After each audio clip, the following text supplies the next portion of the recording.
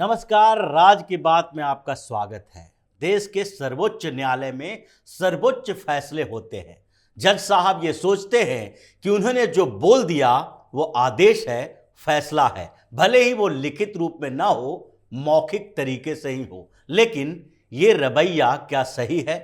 क्या सरकार ने जो बार बार ऐसे सवाल उठाए हैं कि जज साहब को चाहिए कि वो जो भी फैसले दें वो लिखित में दें, मौखिक टिप्पणियां न करें, मौखिक आदेश न दें। ऐसी ही स्थिति आज एक ऐसे फैसले में आई और जो दिखाई पड़ रहा है उसमें एक हैरान करने वाले आदेश की बात की जा रही है, क्योंकि यह मामला जम्मू कश्मीर का है। सुनवाई सुप्रीम कोर्ट में हो रही है और फिर सुप्रीम कोर्ट में सुनवाई के दौरान जज साहब बोलते हैं कि हम सरकार के सर्कुलर पर स्टे तो नहीं लगा सकते, लेकिन जो करप्शन के कारण वहां पर अवैध जमीनों पर कब्जा किए गए हैं, जो कब्जा करके घर बनाए गए हैं, उसमें जो सरकार ने सर्कुलर जारी किया है और उस सर्कुलर में कहा गया है कि 31 जनवरी तक ये मकान खाली हो जाना चाहिए, वो मकान तोड़े नहीं जाए। ये मौखिक तरीके से कह रहे हैं, क्योंकि सरकार के सर्कुलर पर स्टे नहीं लगाएंगे, लिखित फैसला नहीं देंगे, उसकी सुनवाई तो अभी सालों साल तक चलती रहेगी। लेकिन सरकार के उस आदेश के खिलाफ मौखिक तरीके से एक निर्देश देंगे कि उन मकानों को बख्श दिया जाए, भले ही वो अवैध तरीके से जमीन को कब्जा करके क्यों न बनाई गई हो। यह मामला जम्मू कश्मीर के उन अनधिकृत लैंड को अधिकृत बनाने के सरकार के उस समय के फैसले के खिलाफ है, जिसको रोशनी एक्ट कहा जाता है। रोशनी एक्ट यानी कि Jammu and Kashmir state land act 2001 पारित किया गया था जब फारूक अब्दुल्ला की सरकार थी। फारूक अब्दुल्ला की सरकार ने अनधिकृत जमीन, जो अनऑथराइज्ड स्टेट लैंड थे, जिस पर कब्जा किए हुए थे कुछ लोगों ने, मकान, घर, दुकान बना लिया था, उन लोगों से पैसे वसूल करने के लिए एक नया तरीका निकाला और एक कानून पास किया गया जम्मू कश्मीर असेंबली के द्वारा, जिसमें कहा गया कि पावर प्रोजेक्ट लगाए जा रहे हैं जम्मू कश्मीर में और उसके लिए सरकार को पैसे की जरूरत है। अब सरकार को जो पैसे की जरूरत है पावर प्रोजेक्ट के लिए, यानी कि जम्मू कश्मीर को रोशन करने के लिए, तो उसका पैसा कहां से आएगा? अब पैसे का कोई और सोर्स जम्मू कश्मीर सरकार को दिखाई नहीं दे रही थी, क्योंकि इन लोगों ने बढ़ा चढ़ाकर आतंकवादियों को संरक्षण देकर कश्मीर को स्वर्ग से नरक तक पहुंचा दिया था। टूरिज्म पूरी तरह से ठप थी और वहां की सरकार को रेवेन्यू के लिए दूसरे तरीके अपनाने पड़ रहे थे, जो तरीके भी गैर कानूनी थे। इसलिए फारूक अब्दुल्ला की सरकार ने 2001 में जम्मू कश्मीर लैंड एक्ट लाया और उस एक्ट के तहत यह कहा गया कि जो अनऑथराइज्ड कब्जा है जमीनों के ऊपर, उनको कागज दे दिया जाए, उनसे पैसे लिए जाए। और चूंकि ये जम्मू कश्मीर को रोशन करने के लिए कानून लाया गया था, इसलिए इसको रोशनी एक्ट कहा गया और उसके तहत धीरे धीरे जो कट ऑफ लिस्ट जारी किए गए, यानी फारूक अब्दुल्ला की सरकार ने इसके लिए कहा कि 1990 के बाद जो भी कब्जा हुआ है उसको तो हम कागज नहीं देंगे, उसको मालिकाना हक नहीं देंगे, लेकिन 1990 तक जो भी जमीन पर कब्जा किया गया है वो सरकार को पैसा दे और उस जमीन पर अपने मालिकाना हक का पेपर ले जाए। लेकिन 1990 के बाद के मामलों के लिए वो चुप्पी साधे हुए थे। पैसे मिले और ये रोशनी लैंड घोटाला के नाम से, स्कैम के नाम से जाना गया, जो बाद में इसकी परत दर परत खुलने के बाद सामने आई।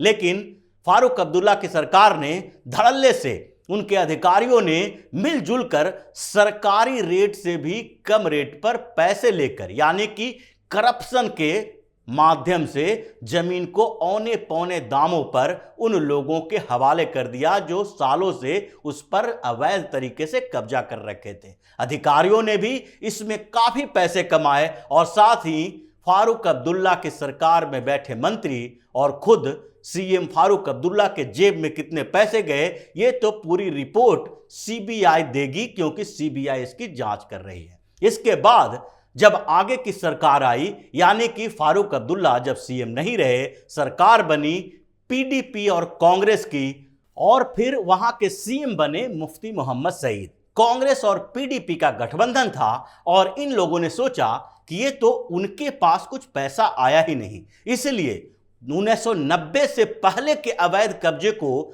जब फारूक अब्दुल्ला की सरकार ने वैध करार दिया, उन लोगों की जमीनें बेची गई, पैसे कमाए गए, तो उनके पास भी इसका मौका मिलना चाहिए, इसलिए इसको आगे बढ़ा दिया गया।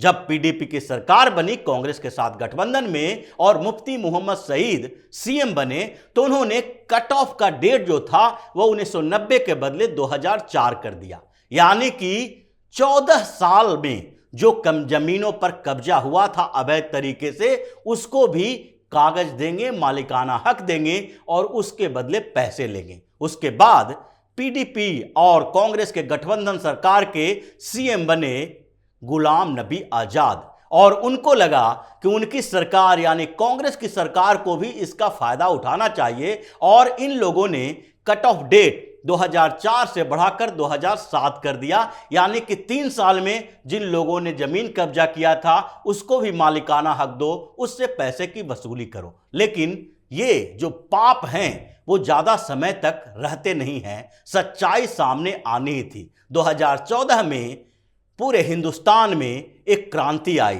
सरकार बदली, सत्ता बदले, सत्ता के तरीके बदले, शासन करने के आधार भी बदल गए, और साथ ही नियम कानून से खिलवाड़ करने वालों के खिलाफ एक बड़ा अभियान चला, स्वच्छता अभियान। ये करप्शन के खिलाफ था। इसीलिए 2014 में कैग की रिपोर्ट सामने आई जम्मू कश्मीर को लेकर, 2015 में इसे सामने लाया गया, और फिर पता चला कि रोशनी एक्ट के तहत, जिसे रोशनी लैंड कहा जाता था, उसमें तो भारी मात्रा में करप्शन है।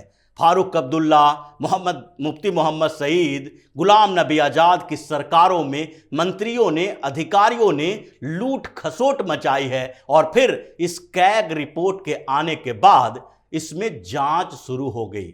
जांच में कई करप्शन के मामले सामने आए, 20 अधिकारियों के ऊपर एफआईआर दर्ज किया गया, और 2018 में इसे सीबीआई के हवाले कर दिया गया। 2018 के बाद धीरे धीरे सीबीआई ने कई पूर्व अधिकारियों के ऊपर रेड डाले, और इसमें मामला जो सामने आया वो जम्मू कश्मीर हाईकोर्ट के सामने गया। जम्मू कश्मीर हाईकोर्ट ने 2020 में इसके ऊपर एक फैसला सुनाया कि ये रोशनी एक्ट पूरी तरीके से कानून के खिलाफ है, यानी गैर कानूनी है, इसे रद्द कर दिया जाना चाहिए। यानी कि फारूक अब्दुल्ला, मुफ्ती Mohammad Saeed, Ghulam Nabi Azad, PDP, national conference और कांग्रेस, ये तीनों के तीनों पार्टियों ने जो 2002 से 2014 तक लूटपाट मचाई थी, उन सारे का रिकॉर्ड अब सामने आ गया था। हाई कोर्ट ने इस कानून को अवैध,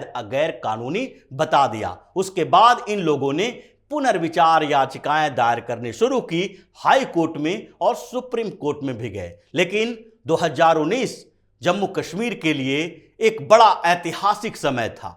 उस समय 5 अगस्त 2019 को जम्मू कश्मीर से 370 को कमजोर किया गया, यानी विशेष राज्य का दर्जा खत्म करके उन्हें यूनियन टेरिटरी बना दिया गया। यूनियन टेरिटरी के साथ वहां विधानसभा की व्यवस्था तो है, लेकिन लद्दाख को अलग करके वहां विधानसभा की व्यवस्था खत्म कर दी गई। अभी तक वहां चुनाव नहीं हुए, और वहां पर लेफ्टिनेंट गवर्नर यानी उपराज्यपाल ही सारी व्यवस्थाएं देख रहे हैं। अब करप्ट अधिकारियों, पॉलिटिशियन के लिए कोई जगह नहीं थी। इसलिए रोशनी एक्ट के खिलाफ जो जम्मू कश्मीर हाई कोर्ट ने फैसले दिए थे, उसी को आधार बनाकर सरकार ने अवैध तरीके से जो जमीन कब्जा था उसको मुक्त करने की तैयारी शुरू कर दी, और सर्कुलर जारी किए गए। इस बीच 9 जनवरी को भी एक सर्कुलर जारी किया गया। इस सर्कुलर में कहा गया कि 30 जनवरी तक सारे के सारे वो जमीन जो रोशनी लैंड के तहत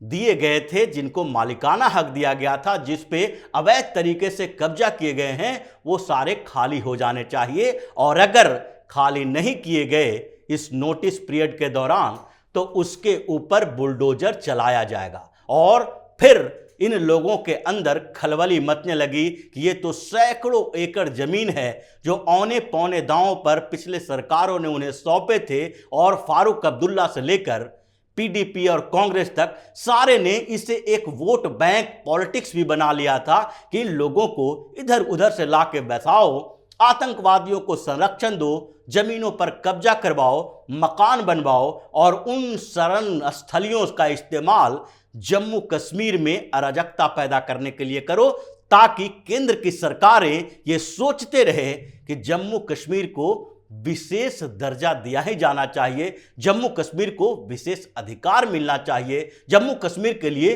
विशेष आर्थिक पैकेज मिलना चाहिए, ताकि इन लोगों की राजनीति और पैकेट दोनों ही चलता रहे, भरता रहे। लेकिन जब इन लोगों को लगा कि अब तो इनके मकानों दुकानों पर बुलडोजर चलने वाला है, तो फिर सुप्रीम कोर्ट में पहुंचे।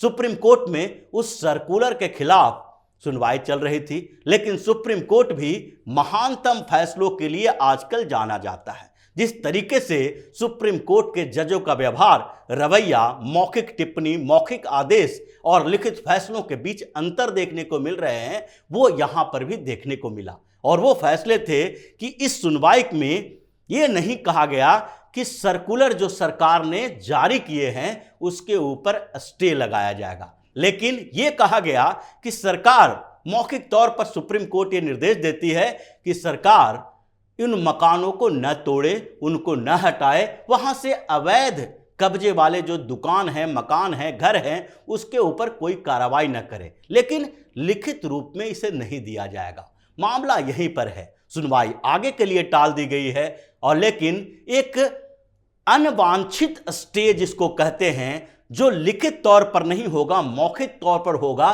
सरकार पर मोरल प्रेशर डालने के लिए यह एक स्टे लगाया गया है। इसको मोरल पुलिसिंग, मोरल न्यायपालिका कह सकते हैं, जो सरकार के ऊपर सारी चीजें छोड़ दी। सर्कुलर पर स्टे नहीं लगाएंगे, लेकिन सरकार को मौखिक तौर पर कहेंगे कि आप कम से कम उन मकानों को न तोड़े।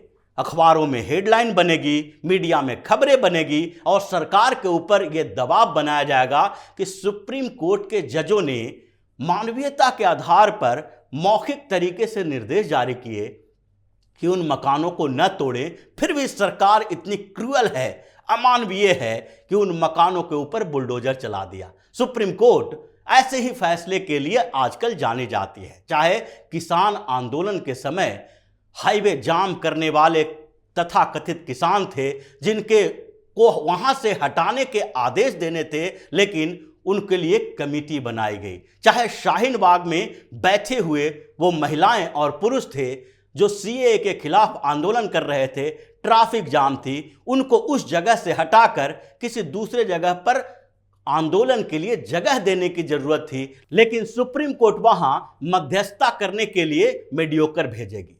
लेकिन ये सारे के सारे फैसले दोहरे चरित्र की तरफ इशारा करते हैं कि आखिर आप लिखित तौर पर कानून के तहत कानून का सम्मान करते हुए एक फैसला सुनाएं, न कि बीच बीच का रवैया अपनाएं और एक ही मुद्दे पर अलग अलग तरीके से लिखित और मौखिक आदेश दें। सरकार इसी बात से नाराज है, और इसलिए सुप्रीम कोर्ट के ऊपर जो पिछले कुछ समय से सरकार की टिप्पणियां आ रही है, कानून मंत्री किरण रिजिजू ने बार बार यह सवाल उठाया है कि सुप्रीम कोर्ट के जजों को यह समझना चाहिए कि उनको जो भी फैसले देने हैं वो लिखित में दें। उनकी मौखिक टिप्पणियों का कोई मायने नहीं होता, वो फैसले में शामिल नहीं होते, लेकिन सरकार को बदनाम करने के लिए ये फैसले से अलग कुछ टिप्पणियां की जाती है। ये जजों को सही नहीं है, उनकी टिप्पणियां बंद होनी चाहिए। ऐसे कई बातें सुप्रीम कोर्ट को लेकर कह रही है, और सरकार इस पर सख्त है कि अब जिस तरीके से स्वच्छंद न्यायपालिका की बात की जा रही है, स्वतंत्रता और स्वच्छंदता में अंतर है। जो स्वच्छंद न्यायपालिका बन गई है उस पर भी अंकुश लगाना जरूरी है, क्योंकि लोकतंत्र में एब्सोल्यूट पावर सिर्फ और सिर्फ जनता के हाथों में होनी चाहिए। तो इसी तरह की खबरों के साथ फिर से हाजिर होंगे। तब तक के लिए बने रहिए हमारे साथ और देते रहिए हमें सहयोग, ताकि इसी तरह की खबर हम आपके लिए लाते रहें। धन्यवाद।